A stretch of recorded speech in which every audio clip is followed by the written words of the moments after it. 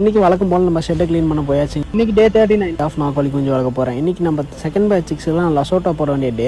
அதனால தான் இன்றைக்கி லசோட்டா போட்டுட்ருக்கோம். லசோட்டா எப்படி போடுறதுன்னு பார்த்தீங்கன்னா மூக்கில் ஒரு சொட்டு விடலாம், அப்படி இல்லைனா கண்ணில் ஒரு சொட்டு விடலாம். கண்ணில் சில நேரத்தில் கோழிங்களுக்கு விட்டால் தலையை உதறி கீழே மருந்தை உதறி விட்டுரும்.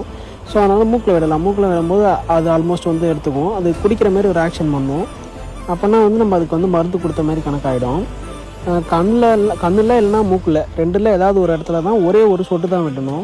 விட்டதுக்கப்புறம் நம்ம கோழி குஞ்செல்லாம் கொஞ்சம் நேரம் மானிட்டர் பண்ணணும். கோழிங்கெலாம் கரெக்டாக ஆக்டிவாக இருக்கா இல்லை மயங்கி விழுதா என்ன எதுன்னு பார்க்கணும்.